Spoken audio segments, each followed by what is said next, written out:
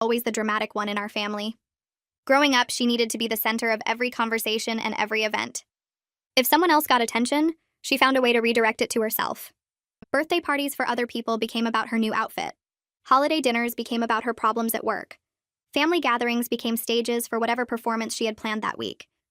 I learned early to just step aside and let her have her spotlight because fighting it was exhausting. As adults, we lived in different cities and only saw each other a few times a year. I thought distance would help our relationship.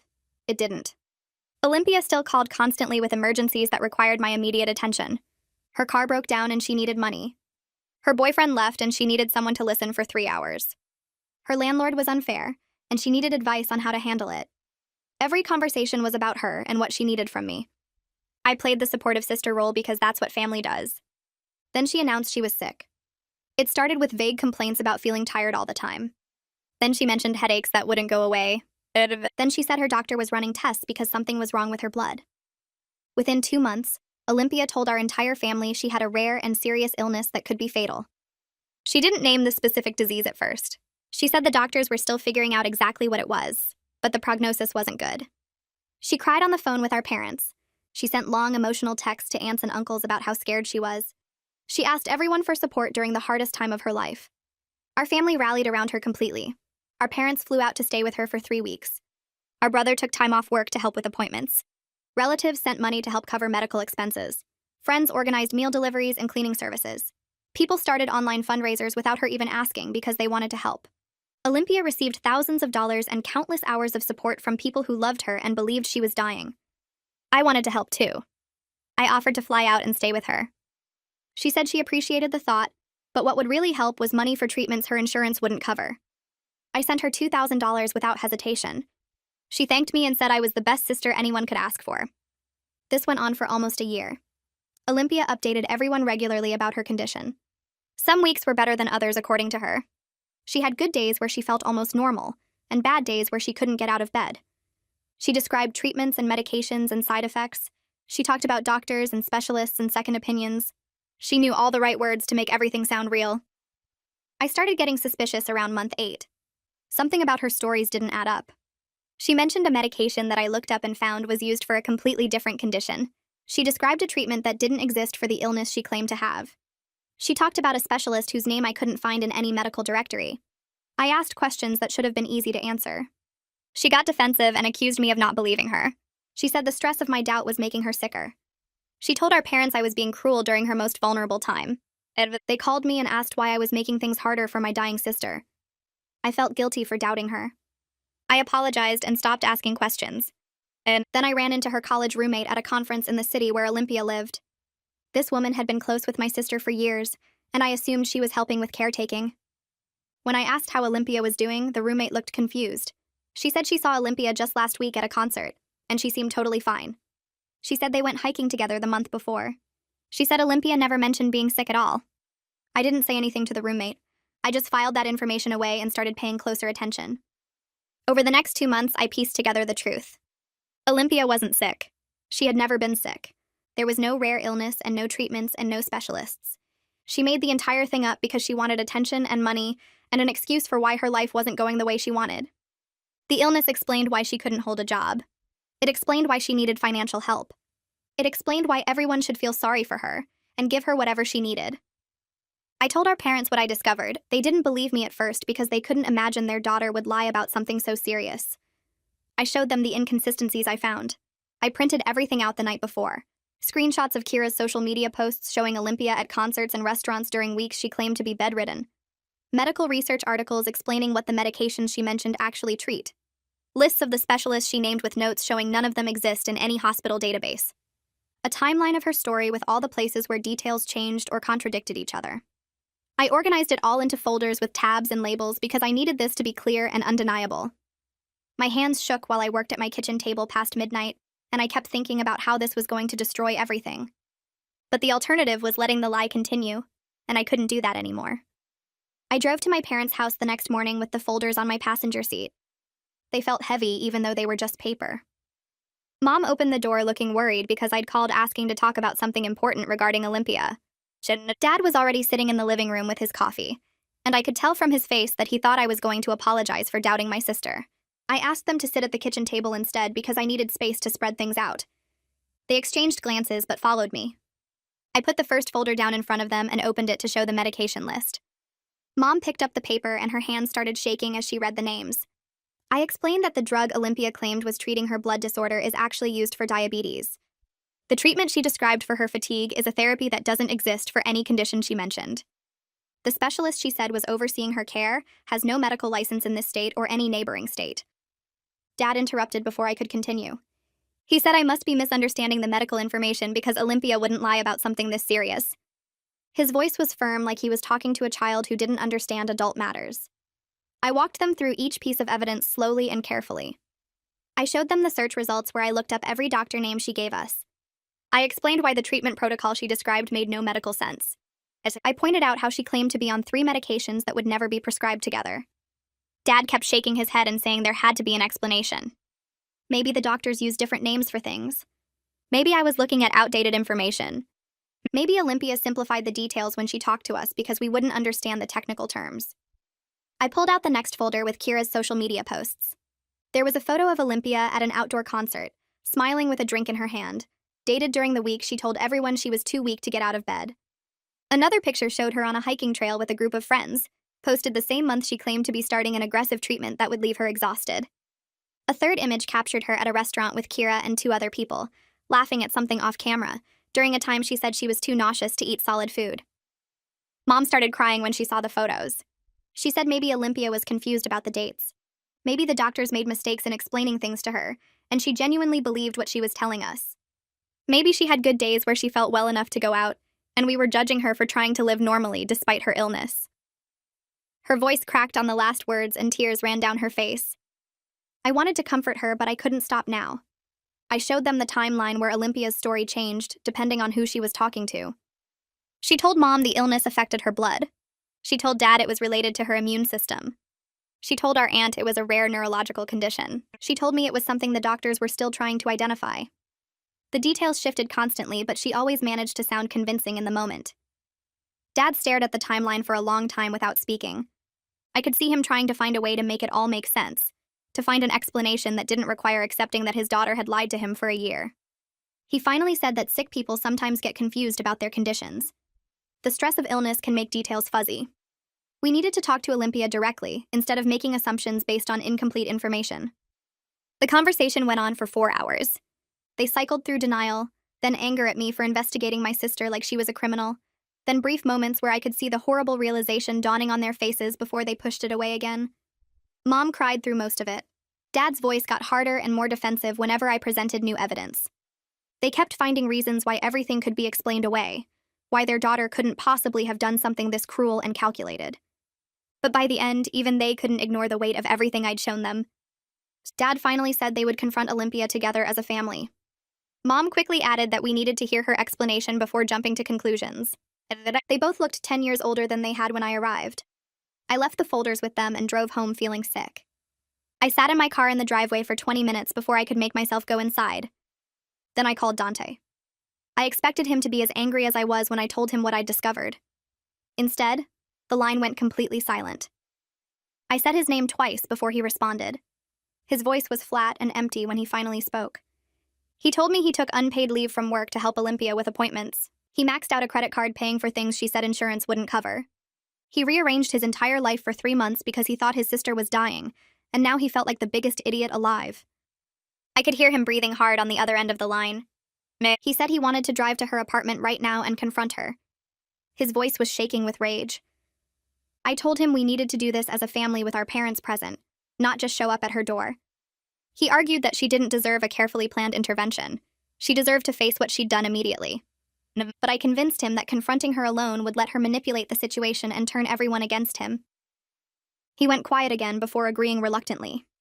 He said he needed a few days to calm down before he could be in the same room with her without doing something he'd regret. Gracie came over that night after I texted her asking if she could talk. She found me on my couch with an open bottle of wine, and I told her everything while crying angry tears that I kept wiping away with my sleeve. She listened without interrupting until I finished. Then she asked if I was sure I wanted to blow up my family like this. The question made me angry at first, like she was suggesting I should have kept quiet. But her face was concerned, not judgmental. I told her the family was already blown up. I was just making everyone else see the crater. She nodded and poured us both more wine. We spent the rest of the evening talking through what would happen next, and she reminded me multiple times that telling the truth wasn't the same as causing the problem. Over the next few days, my parents and I planned the family meeting. We scheduled it for the following Saturday at their house. Mom sent a text to the family group chat saying we needed to have an important discussion, and everyone should plan to be there. Olympia responded within minutes with 3 heart emojis and a message saying she wouldn't miss family time, even though she was having a rough week health-wise. She added a sad face emoji at the end. Reading her text made my stomach turn. The week dragged by with me barely sleeping. I lay awake running through the confrontation in my head, imagining every possible way Olympia might react. Would she admit it immediately? Would she have a breakdown? Would she try to turn it around and make herself the victim somehow? As I rehearsed what I would say and how I would respond to her excuses. Gracie checked on me every day with texts and phone calls. She kept reminding me that I was doing the right thing, that exposing the truth wasn't cruel even if it felt that way. On Saturday morning, I arrived at my parents' house 2 hours early. I needed time to set up all the evidence again and prepare myself emotionally for what was coming. Mom answered the door with red, swollen eyes. It was clear she'd been crying all week. Dad looked like he'd aged another 5 years since I last saw him. His shoulders were slumped and there were new lines around his mouth. We didn't talk much while I arranged everything on the dining room table. They both moved around the house like they were walking through fog, going through motions of making coffee and setting out chairs, but not really present. I organized the folders in the order I planned to present them. Screenshots first, then medical evidence, then the timeline of contradictions. My hands were steadier than I expected. I'd been shaking all week, but now that the moment was actually here, I felt calm and focused. This needed to happen. Olympia had to face what she'd done, and our family needed to stop pretending everything was fine. Dante arrived 20 minutes later and we sat together in the living room without talking much. He looked at the folders on the dining room table and his jaw tightened. Mom brought him coffee that he didn't drink. Dad checked his watch every few minutes. I kept my phone in my hand, tracking Olympia's location through the family sharing app we all used. She was 3 blocks away, then 2 blocks, then pulling into the driveway. The doorbell rang even though she had a key. Mom went to answer it, and I heard Olympia's voice in the entryway, bright and cheerful, asking how everyone was doing. She walked into the living room, and I had to force myself not to react to how good she looked. Her skin was clear and glowing. Her eyes were bright without any dark circles. She moved with energy, not the exhaustion she described in her texts. She wore jeans and a fitted sweater that showed she hadn't lost any weight from the treatments she claimed were making her sick. She hugged Mom first, then Dad, then came over to hug me and Dante. I felt her arms around me and smelled her perfume and thought about all the times I'd cried for her over the past year. She pulled back and smiled at all of us, asking what was so important that we needed to have a family meeting. Her voice had just the right amount of concern mixed with curiosity. Dad cleared his throat and gestured for everyone to sit down. Olympia took the armchair across from the couch where Dante and I sat. Mom perched on the edge of the love seat next to Dad. The folders were spread across the coffee table between us. Dad started by saying they'd discovered some things in Olympia's medical information that didn't make sense, and they needed her to explain them. Olympia's whole face changed in an instant. The smile disappeared and her eyebrows drew together in hurt confusion. She asked what kind of things, what inconsistencies, why were they investigating her medical records instead of supporting her through her illness? Her voice got higher and shakier with each question. I opened the first folder and pulled out the printed screenshots.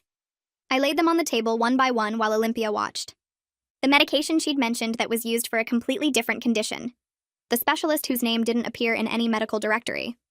The treatment protocol that didn't exist for the illness she claimed to have. The concert photo from Kira's social media posted during a week Olympia told us she was too sick to leave her apartment.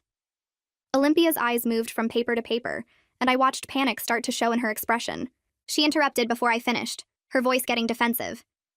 She said the medication names were wrong because I didn't understand medical terminology, and doctors used different names than patients did. She said the specialist worked at a private practice that wasn't listed online because they valued patient privacy. She said the concert photo was from before she got really sick, that Kira must have posted it late. Her excuses came fast and overlapped with each other. I kept putting papers on the table, the timeline of her symptoms that didn't match any real disease progression. The insurance statements I'd requested that showed no major medical expenses. The text messages where she described treatments on days her location data showed her at restaurants and shopping. Dante leaned forward and cut through her explanations. He asked for the name and phone number of even one doctor who was treating her. Just one name they could call to verify her story. Olympia opened her mouth and closed it. She said she couldn't remember the exact names right now because she was too upset by our accusations. She said she was seeing so many specialists it was hard to keep track of all of them. Her hands were shaking and she twisted them in her lap. Mom's voice was gentle when she spoke. She asked to see any medical bills or insurance statements, any paperwork at all from the past year. Olympia's face crumpled and tears started running down her cheeks. She said she couldn't believe her own family was treating her like a criminal when she was fighting for her life. She said this stress was literally making her sicker right now, that the interrogation was killing her. The crying went on and on. Olympia gasped and sobbed, saying we were killing her with our questions. She put her face in her hands and her shoulders shook. 20 minutes passed with her crying and none of us saying anything. Usually someone would have gone to comfort her by now. Usually Mom would have been holding her and Dad would have been apologizing for upsetting her. But we all just sat there and waited. After a while, I noticed something change in Olympia's face. Her eyes opened and looked at each of us through her fingers. The tears were still coming, but slower. She was checking to see if the crying was working. When nobody moved to comfort her, her expression shifted. The tears stopped. She wiped her face with her sleeve and sat up straighter. Her voice changed when she spoke again. She said maybe she had exaggerated some symptoms because she wasn't getting enough support from the family. She said she was actually sick, just not as seriously as she'd led everyone to believe. She said she needed help but didn't know how else to ask for it. I felt anger rise in my chest. I asked her directly if there was ever any terminal illness at all. Olympia stared at the floor. A full minute went by in silence. Then she whispered that she was depressed and anxious, which were real medical conditions. She said she felt like she was dying inside even if it wasn't physical. Dante stood up so fast his coffee cup fell off the arm of the couch. He shouted that depression doesn't require fake specialists and made up treatments and thousands of dollars in donations from people who could barely afford it. Olympia flinched back in her chair. She said she knew she made mistakes, but she was desperate for attention and love. She asked if that wasn't a cry for help we should be compassionate about. Dad's voice was cold when he asked about the money. He wanted to know where it all went if there were no medical treatments. Olympia admitted she used it for rent and living expenses because she lost her job. She said she was too ashamed to tell everyone she got fired for poor performance. Mom's face went white as she sat there doing math in her head. I watched her lips move slightly while she counted. Her hands gripped the edge of the table. She looked at Olympia and asked if she understood what she'd done to people. She said relatives who could barely pay their own bills sent money because they thought she was dying. She said Dante went into debt. She said people donated their savings. Her voice shook when she talked. Dad put his hand on her arm, but she kept going. She asked Olympia if she realized what that meant. Olympia's face crumpled again. The tears came back fast. She said she never meant for things to go so far. She said it started small and then she couldn't figure out how to stop without everyone hating her. Her words came out in gasps between sobs. She insisted she wasn't a bad person. She said she just made terrible choices because she was struggling with her mental health. She kept saying she was sorry over and over. Mom looked away. Dad stared at the floor. Nobody moved to comfort Olympia this time. The crying went on, but it felt different now. Empty somehow. I waited for her to finish. When she finally looked up at me, I told her she had a whole year to stop. I said she had 12 months to come clean. I pointed out she could have gotten actual help for her real problems instead of making up fake ones. My voice stayed calm, but I felt anger burning in my chest. Olympia's expression changed. The sadness disappeared and something harder took its place. She looked at me with real anger in her eyes. She said I'd always been judgmental.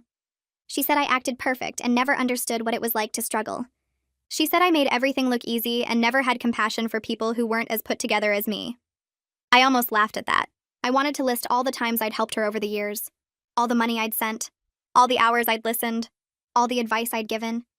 But I didn't say any of that. It wouldn't matter. She'd just twisted into another way I'd failed her. The room got quiet again. We all sat there exhausted. Dad finally spoke and said they needed time to process everything before deciding what happens next. He said this was too big to figure out in one conversation. Mom nodded. She looked 10 years older than she had that morning. Olympia stood up slowly. She grabbed her purse from the floor. She looked both defiant and scared at the same time. Her chin was up, but her hands were shaking. She walked to the door without saying goodbye. None of us tried to stop her. The door closed and we heard her car start in the driveway. I stayed sitting at the table with my parents. Nobody knew what to say. Over the next 3 days, Dante and I talked constantly. He called me twice a day. We texted back and forth late into the night. He wanted to know if we should demand legal action. I kept thinking about whether we should just cut Olympia out of our lives completely. Dante said he wanted her prosecuted for fraud. He said what she did was an actual crime. He said people go to jail for this kind of thing. I understood why he felt that way.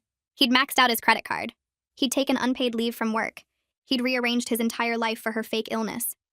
But part of me couldn't imagine sending my own sister to jail. I kept going back and forth. Some hours I agreed with Dante completely. Other times I thought maybe there was another way to handle it. We talked through every option: criminal charges, civil suits, just walking away, making her pay everyone back, telling the extended family, keeping it quiet. Nothing felt right. Every choice had consequences that made my stomach hurt. Dante's anger didn't fade at all. If anything, it got stronger as the days went on. He kept finding new things to be mad about. He remembered specific lies Olympia told. He thought about all the people who donated money they couldn't afford. He calculated how much time and money the family had wasted. I was angry too, but mine felt different. Heavier, more complicated. She was still my sister even though she'd done something horrible. Mom called on the third day. Her voice sounded tired. She said she and Dad had made a decision about Olympia. She said they thought Olympia needed to pay back the money and get professional help. But they didn't want to involve the police. She said it would destroy the family if Olympia got arrested. She said they needed to handle this privately. I felt my blood pressure rise while she talked. I recognized what was happening. They were already trying to minimize the consequences, already making excuses, already protecting Olympia from facing what she'd done. I told Mom that Olympia committed actual fraud against dozens of people. I said protecting her from consequences was exactly the enabling behavior that created this whole situation in the first place. My voice got louder. I couldn't help it. I said they'd been doing this her entire life, making excuses, smoothing things over, letting her get away with bad behavior because they didn't want family drama. And look where it got us. Mom got defensive immediately. She said I didn't understand how complicated this was. She said I wasn't a parent, so I couldn't know what it felt like. She said they were trying to do what was best for everyone. I wanted to scream that what was best for everyone was holding Olympia accountable. But I just repeated that this was fraud, with real victims. Mom said they'd already decided. Her voice got firmer. She said this was their choice to make as Olympia's parents.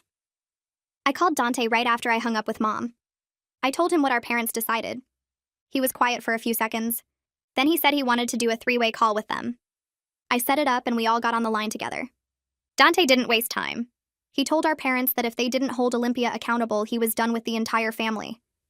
His voice was cold. He said he wouldn't come to holidays. He wouldn't call. He wouldn't visit. He said he refused to be part of a family that enabled fraud and manipulation. The words hung there. Nobody spoke. Finally, Dad said we were all being too emotional. He said we needed to think rationally about what was best for everyone. Dante laughed. It wasn't a happy sound. He asked Dad what part of this situation called for rational thinking. He said Olympia had lied to everyone for a year. She'd taken thousands of dollars under false pretenses. She'd made him go into debt. And now our parents wanted to protect her from consequences because it might be uncomfortable for the family. He said that wasn't rational. It was cowardice. Dad's voice got sharp. He said Dante was out of line. Mom started crying. I sat there holding my phone and feeling the family break apart in real time. Word started spreading despite our attempts to keep things contained. I don't know who talked first. Maybe one of my parents mentioned something to a relative. Maybe Olympia told someone her version of events. But somehow people found out. My aunt called me 4 days after the confrontation. Her voice was shaking when she asked if it was true that Olympia was never sick. I could hear the betrayal in every word. She said she'd sent money every single month for 8 months. She said she'd skipped buying new glasses she needed because she wanted to help Olympia. She said she'd told all her friends about her brave niece fighting a terminal illness. Now she wanted to know if it was all fake. I didn't know what to say at first. Part of me wanted to protect the family privacy. But my aunt deserved the truth. She'd been one of Olympia's biggest supporters. She'd sacrificed for someone who was lying to her face. I confirmed it was true. I told her Olympia admitted there was no illness. My aunt made a sound like someone had punched her. She asked how Olympia could do something like that. I said I didn't know. She said she needed to go. The line went dead. My aunt called other relatives immediately. I know because they started calling me. Within 2 days, the entire extended family knew everything. The reaction split into different camps. Some people were furious at Olympia. My uncle sent emails demanding his money back. Cousins posted vague things on social media about fake people and betrayal. But other relatives got angry at me for exposing her. They said I should have handled it privately. They said I was destroying the family by spreading this around. They acted like I was the problem instead of Olympia. A few people tried to stay neutral. They suggested family therapy. They said everyone was hurt and we needed professional help to work through it. They sent me articles about family conflict resolution. They meant well, but it felt like they were missing the point. This wasn't a conflict. This was fraud. Some relatives stopped talking to me completely. They didn't return my calls. They unfriended me on social media.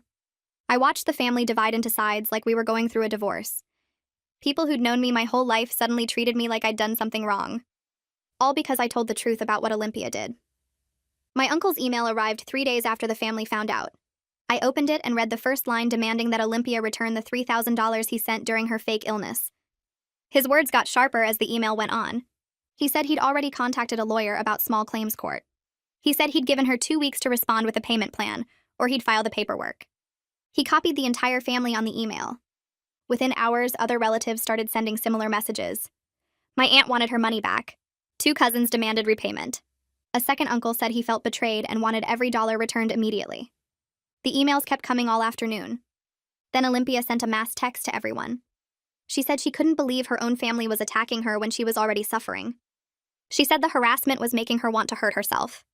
She said if anything happened to her, it would be because we pushed her too far. My phone started ringing 5 minutes after that text went out. Mom was crying so hard I could barely understand her words. She said we'd gone too far and Olympia was talking about suicide. She said if something happened, it would be our fault for exposing her instead of handling it privately. So Dad got on the phone and told me I needed to call off the relatives. He said I started this by telling everyone the truth, so now I had to fix it before Olympia did something terrible. I felt my hands shaking as I held the phone. Olympia was using the exact same tricks that worked for years. She was playing the victim and making everyone feel guilty for holding her accountable. I told Mom that Olympia threatening suicide was manipulation, not genuine crisis. Mom started yelling that I didn't understand how serious this was. She said Olympia sent her a text saying she had pills in her hand right now. I asked if they'd called for a wellness check or contacted emergency services. Dad said they didn't want to traumatize Olympia by sending police to her apartment. I hung up and sat on my couch trying to breathe normally. Gracie came over within 20 minutes of my text. She sat next to me while I explained what was happening. She asked what I wanted to do. I said I refused to back down just because Olympia was threatening herself. Gracie pulled out her phone and started searching for family therapists who specialized in manipulation and trauma. She found one named Marco Herring, who had good reviews and experience with family conflict. I called his office the next morning and explained the situation to his assistant. She said Marco could meet with me for a consultation that afternoon. I drove to his office and spent an hour telling him everything about Olympia's fake illness and the family fallout. Marco listened without interrupting. He asked specific questions about family dynamics and Olympia's patterns of behavior.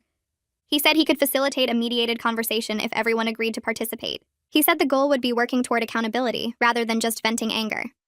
I asked how much it would cost. He quoted a rate that made me wince, but I agreed anyway. Marco said he'd need everyone to commit to ground rules about respectful communication. I told him that would be hard because I wanted Olympia to face real consequences, not just talk about feelings. He said accountability could only happen if people felt safe enough to be honest. I left his office feeling slightly hopeful, but mostly exhausted. I called Mom that night and told her about Marco. She said therapy sounded good, but she wasn't sure Olympia would agree to go. I said that was fine, but I wouldn't have any contact with Olympia until she participated in at least one session. Dad called me the next day and said they'd talk to Olympia about therapy. She refused immediately. She said therapists would just gang up on her like everyone else was doing. She said she didn't need therapy because she wasn't the one attacking family members.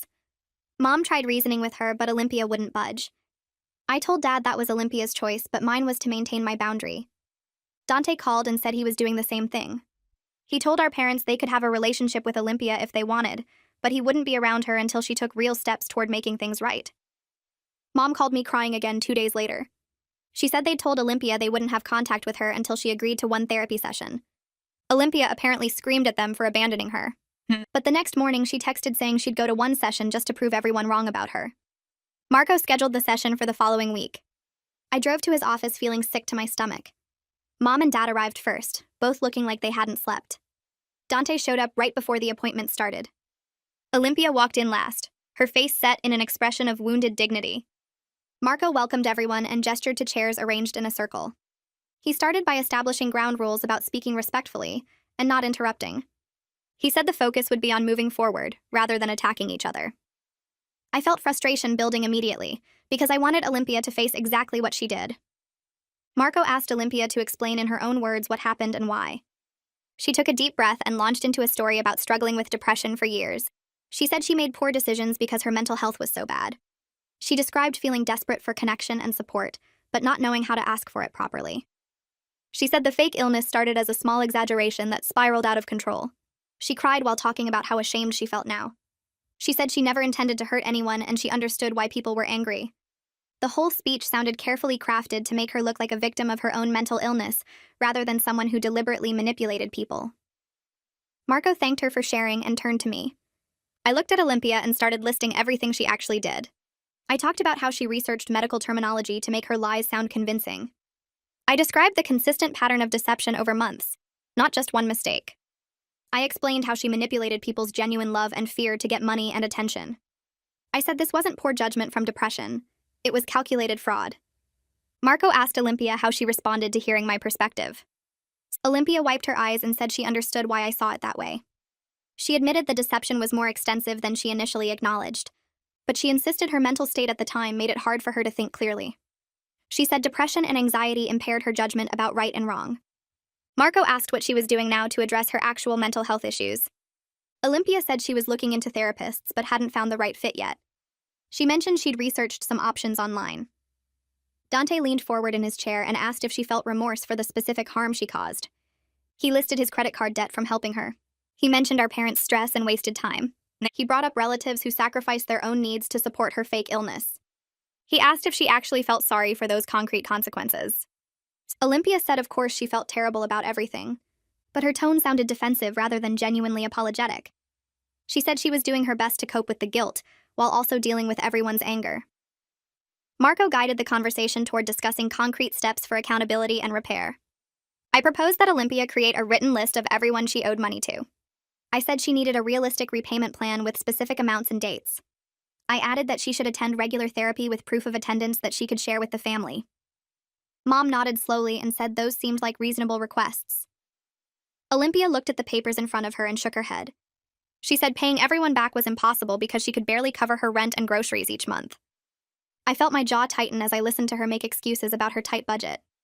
I pointed out that being broke now didn't erase the fact that she stole thousands of dollars from people who trusted her. She shouldn't have taken the money if she couldn't afford to pay it back, and her current financial problems didn't make what she did any less wrong. Olympia's eyes filled with tears as she insisted I didn't understand how hard things were for her. Marco asked her to explain what repayment would realistically look like given her situation. She stammered through vague promises about trying her best when she could. Dad cleared his throat and surprised me by saying that trying wasn't good enough. He told Olympia she needed to make actual repayment efforts even if it took years to finish. Mom nodded in agreement, which shocked me even more. Dad said they would help her create a budget and a real payment schedule with specific amounts and dates. But she had to follow through completely, or they would cut off all financial support from them. No more emergency money, no more help with bills, nothing until she proved she was serious about making things right. Olympia looked stunned that our parents were taking my side. She started to protest, but Dad held up his hand. He said this wasn't negotiable and she had already gotten more chances than most people would give her. Marco guided us toward wrapping up the session with clear next steps. I repeated my earlier proposal about individual therapy, a written repayment plan, and personal apology letters to everyone she deceived. Olympia agreed reluctantly to all 3 conditions. Marco pulled out his calendar and scheduled a follow-up session for 1 month later to check on her progress. He said the next meeting would focus on reviewing what she had accomplished and deciding whether family therapy should continue. We left the office in uncomfortable silence. I felt cautiously hopeful that maybe Olympia would actually follow through this time with our parents backing me up. 2 weeks passed and I started hearing from relatives about the apologies Olympia sent. My aunt called first to ask if I knew Olympia was sending text messages instead of actual letters. I felt my stomach sink as my aunt read the message out loud. Olympia wrote that she was sorry everyone was so upset and that she had been going through a really hard time. The whole thing focused on her suffering and barely mentioned the harm she caused. My uncle got a similar text that said she understood why people were mad, but hoped they could forgive her someday. Dante called me furious after receiving his apology. He said Olympia spent 2 sentences saying sorry, and then 3 paragraphs explaining how depressed she had been. There was nothing about the credit card debt he went into, or the unpaid leave he took from work. I contacted my parents to tell them Olympia wasn't following through properly. Mom made excuses about how hard it must be for Olympia to write real apology letters. I reminded her that doing hard things was the entire point of accountability. The repayment plan arrived in my email exactly 2 weeks after the therapy session. I opened the attachment and stared at the numbers in disbelief. Olympia proposed paying $50 per month to family members starting with our parents, then me and Dante, then extended relatives. I did the math quickly in my head. Just paying back our parents, Dante and me would take over 8 years at that rate. Adding in aunts, uncles, and cousins would push it past 15 years. The plan made no mention of the online donors or friends who contributed. I forwarded the email to Dante with the subject line, "You have got to be kidding me." He called within 5 minutes, his voice tight with anger. He said he just looked at Olympia's social media and she posted photos from a shopping trip 2 days ago with bags from expensive stores. Another post showed her at a nice restaurant with friends, talking about treating herself after a stressful week. Dante said the repayment plan was insulting and he was rejecting it completely. I agreed and added that we needed to consider other options. I told my parents I wanted to consult with a lawyer about whether Olympia's actions qualified as criminal fraud. Mom immediately started crying and begging me not to pursue legal action. She said involving lawyers and courts would permanently destroy any chance of healing as a family. Dad backed her up, arguing that we needed to handle this privately within the family. I felt torn between wanting justice and not wanting to send my sister to jail. But I also knew that letting Olympia face no real consequences would just teach her that she could get away with anything. I made an appointment with a lawyer who specialized in fraud cases. The consultation cost $200, but I needed professional advice about our options. The lawyer listened to everything and took notes while I explained the fake illness, the money Olympia received, and her refusal to pay it back properly. She said we definitely had grounds for fraud charges based on the deliberate deception and financial losses. But she warned that prosecution was unlikely unless the amounts were significantly larger, or we had many victims willing to testify publicly. She explained that fraud cases were hard to prove, and district attorneys often didn't pursue them unless the evidence was overwhelming. The lawyer suggested focusing on civil recovery through small claims court instead of criminal charges. She also recommended establishing clear family boundaries and cutting off contact if Olympia continued refusing accountability. I left her office feeling defeated. The legal system couldn't really help us, and family pressure was already building against taking any action at all. The 1-month follow-up session with Marco arrived faster than I expected. We all gathered in his office again with the same tense energy as before. Marco started by asking Olympia about her progress in individual therapy. She shifted in her seat and admitted she only went to 2 sessions. She said the therapist wasn't a good fit for her, and she hadn't found a new one yet. I felt my hope draining away as I listened to her make the same kinds of excuses she always made. Marco asked why she stopped looking for a new therapist if the first one didn't work out. Olympia said she had been really busy with work, and it was hard to find time for appointments. I wanted to scream that she had found plenty of time to go shopping and out to dinner based on her social media posts. Marco asked about the repayment plan and whether she had started making any payments. Olympia said she sent the plan like we agreed, but nobody seemed happy with it. She made it sound like we were being unreasonable rather than her offering an insulting amount. Marco looked at me, and I explained that $50 per month would take over a decade to repay just the immediate family.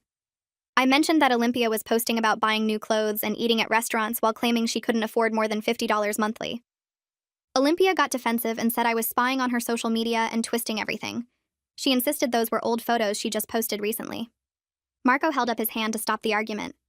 He said the pattern he was seeing showed avoidance of real accountability. He asked Olympia directly what consequences would actually motivate her to take responsibility seriously. Olympia stared at the floor and didn't answer. The silence stretched out uncomfortably until Dante finally spoke up. He said he was done trying and wouldn't have any contact with Olympia until she made genuine effort to repair the harm she caused. He looked at our parents and told them they could have relationships with both of their children, but he wouldn't attend any family events where Olympia was present. Mom started crying again, but Dante didn't back down. He said he meant it completely, and this was his final boundary.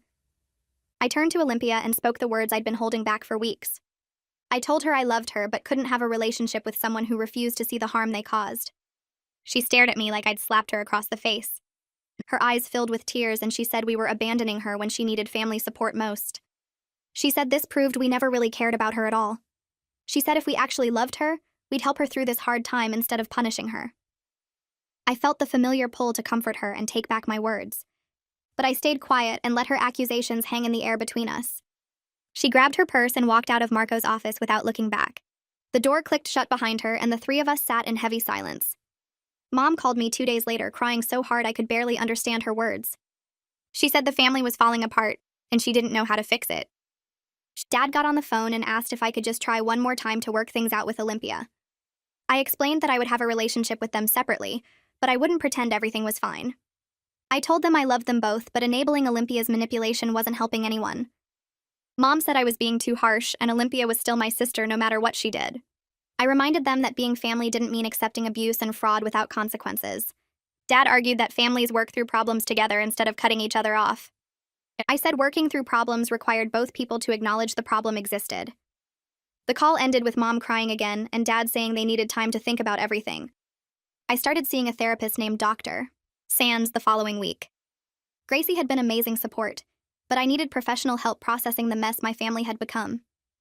I told Dr. Sands about Olympia's fraud and the confrontation, and my decision to step back. She asked how I felt about losing my relationship with my sister. I realized I was grieving something I never actually had. I'd spent years hoping Olympia would change into the sister I wanted her to be. Dr. Sands helped me see that accepting reality didn't mean I was giving up on Olympia. It meant I was giving up on the fantasy version of her I'd been clinging to. Over the next month, I cried through multiple sessions about the sister relationship I'd wished for, while learning to accept who Olympia really was. Gracie came over most evenings with takeout and listened to me process my feelings. She never pushed me to reconcile or told me what to do. She just sat with me through the hard parts and reminded me I was making healthy choices even when they felt terrible.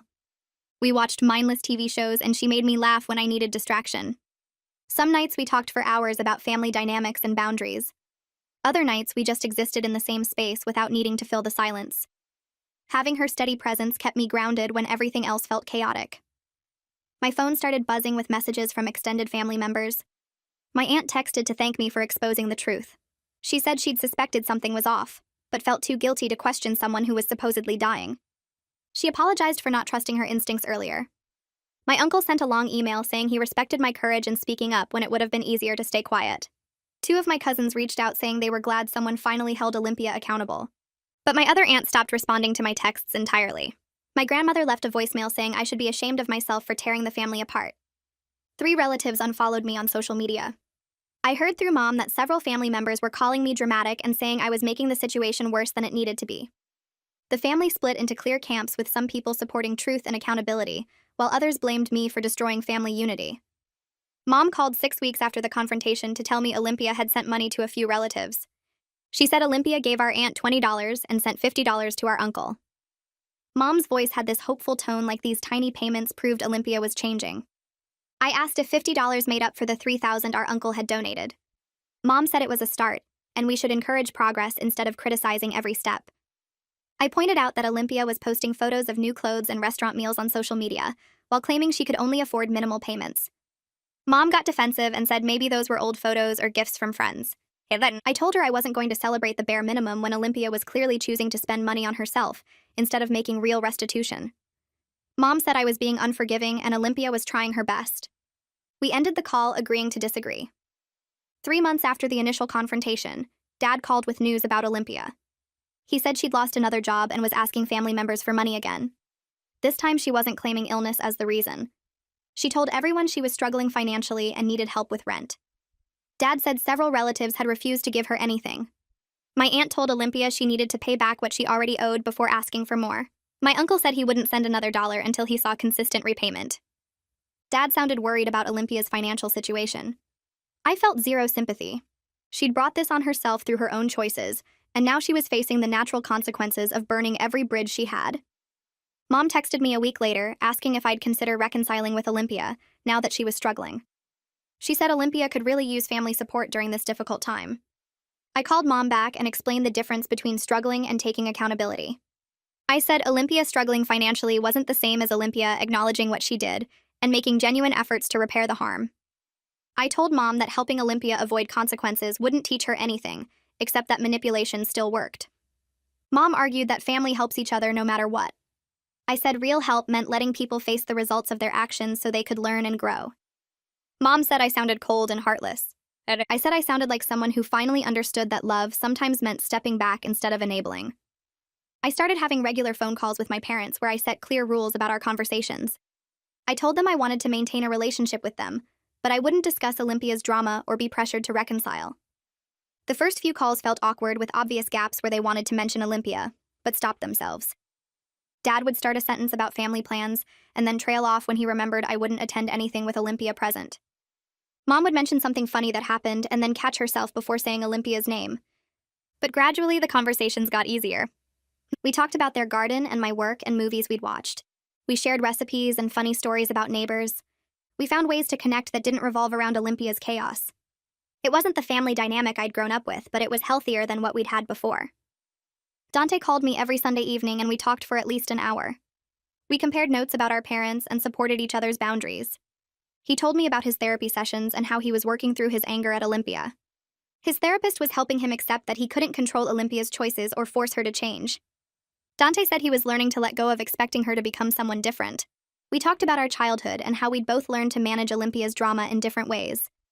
He admitted he'd always made excuses for her because he felt protective as her older brother. I shared how I'd always stepped aside to avoid conflict. We realized we'd both enabled her behavior in our own ways. Our weekly calls became a safe space to process family dynamics without judgment. We grew closer than we'd been in years through our shared experience of setting boundaries and refusing to participate in Olympia's manipulation anymore. 6 months after the confrontation, Dad called with unexpected news. My uncle had taken Olympia to small claims court and won a judgment for the money she owed him. The judge ordered Olympia to pay back the $3,000 in monthly installments. Dad said Olympia was furious about being sued by family. I said our uncle had every right to pursue legal action after Olympia refused to pay him back voluntarily. Dad mentioned that Olympia was making the court-ordered payments, but they were minimal amounts. I asked how much she was paying, and Dad said $75 per month. I calculated that it would take over 3 years to repay just our uncle at that rate. Dad said other relatives were now considering the same legal approach. My aunt had already filed paperwork for small claims court. 2 cousins were discussing whether to pursue legal action for the money they'd donated. Dad sounded defeated as he described the family fracturing further with lawsuits and legal threats. I told him this was what accountability looked like when someone refused to take responsibility voluntarily. He said he wished there was another way. I said there had been another way, but Olympia chose not to take it. I found a support group for families dealing with manipulation and personality disorders through an online search. The meetings happened Tuesday evenings in a community center basement with folding chairs arranged in a circle and bad coffee and paper cups. I walked in nervous the first time because I'd never done anything like this before. The facilitator introduced herself and explained the group's purpose while I sat there wondering if I'd made a mistake coming. Then people started sharing their stories and I realized every single person in that room understood exactly what I was going through. A woman talked about her sister who faked cancer for 3 years. A man described his brother who invented elaborate lies to get money from relatives. Another woman shared how her daughter manipulated the entire family with false emergencies. I listened to story after story that sounded like variations of what Olympia had done to us. When it was my turn to speak, I told them everything. Nobody looked shocked or judgmental. They just nodded like they'd heard it all before. The facilitator explained patterns of narcissistic behavior and how some people use deception as a tool for getting needs met. She said understanding the psychology doesn't excuse the actions, but helps us stop taking it personally. That idea hit me hard because I'd spent months feeling like Olympia's deception was somehow about me. I kept going back every Tuesday and learned more each week about manipulation tactics and boundary setting, and the difference between helping someone and enabling them. The group gave me language for what I'd experienced and validation that my response was reasonable. My relationship with Mom and Dad shifted slowly over the next few months. They called more often and the conversations felt different. Dad admitted one Sunday that they'd always made excuses for Olympia because she seemed more fragile than Dante and me. He said they worried about her more and tried to protect her from consequences because they thought she couldn't handle them. I told him that protection created the exact dynamic that led to the fraud. Mom added that they recognize now how their enabling taught Olympia she could avoid accountability by playing victim. These conversations weren't easy and sometimes ended with long silences or tears. But they were talking honestly about their role instead of defending Olympia or blaming me for exposing her. Dad said he wished they'd set better boundaries when we were kids instead of always smoothing things over. Mom mentioned how they'd intervened whenever Olympia faced natural consequences at the school or work. They saw now how every rescue taught her the wrong lesson. I appreciated their honesty even though part of me was still angry about the years of enabling. We talked about moving forward differently and what healthy family relationships could look like. These weren't dramatic breakthrough moments, but small acknowledgments that added up over time. My birthday arrived in April, and I woke up to messages from friends and a call from my parents. I checked my email mid-morning and found a long message from Olympia. The subject line said she missed me. I almost deleted it without reading, but curiosity won. She wrote 3 paragraphs about how much she thought about me and wished we could start over with a clean slate. She said she understood I was hurt, but holding on to anger wasn't healthy for either of us. She suggested we put the past behind us and rebuild our relationship because life was too short for family feuds. The email had that familiar tone where she acknowledged wrongdoing vaguely, while making it sound like the real problem was everyone else's reaction. I sat with the email for 2 days before responding. I wrote back briefly that I was open to rebuilding trust if she demonstrated sustained accountability through actions instead of just words. I said I needed to see genuine change over time before I could consider a relationship. I didn't elaborate or explain further. I just sent those 2 sentences and then closed my email. Olympia didn't respond, and I didn't expect her to. The email felt like another manipulation attempt rather than real outreach. A year passed since I first discovered the truth about Olympia's fake illness. I sat at my kitchen table one morning drinking coffee and realized I felt at peace with the family situation, even though it wasn't resolved the way I once hoped. I had regular phone calls with Mom and Dad where we talked about real things without the constant drama. Dante and I were closer than ever through our weekly conversations. Some extended family members still didn't speak to me because they thought I'd been too harsh on Olympia. Others had reached out to thank me for telling the truth. The family was fractured in ways that might never fully heal. But I had healthy relationships with the people who mattered most, and clear boundaries with Olympia. I'd accepted that some family members would never understand my choices, and that was okay. I didn't need everyone to agree with me. I just needed to live according to my own values, instead of sacrificing honesty to keep peace. I heard through Mom that Olympia was working steadily at a new job in retail management. Mom said she'd been there for 4 months without getting fired or quitting. She also mentioned Olympia was attending therapy more regularly with a new therapist she seemed to connect with better. I didn't know if any of this represented real change or just better image management. Olympia had always been good at performing responsibility when people were watching. But I felt cautiously hopeful hearing she was maintaining employment and going to therapy. I wasn't invested in her transformation as a requirement for my own happiness anymore. Whether she changed or not didn't determine my peace. I'd built a life that didn't revolve around managing her chaos or waiting for her to become someone different. My life felt fuller now with deeper friendships and stronger boundaries. I'd learned to speak truth even when it made people uncomfortable. Gracie and I were closer than ever because I'd let her see the messy parts of my family instead of pretending everything was fine. I'd made new friends through the support group who understood family dysfunction without judgment. I felt confident in my ability to set limits and walk away from relationships that required me to compromise my values. The experience with Olympia taught me that protecting family harmony at the expense of honesty helps nobody. Real love sometimes means letting people face the consequences of their choices so they have a chance to actually grow. I couldn't control whether Olympia learned from what happened or continued the same patterns. I could only control my own choices and boundaries. That clarity brought more peace than any family reconciliation could have given me.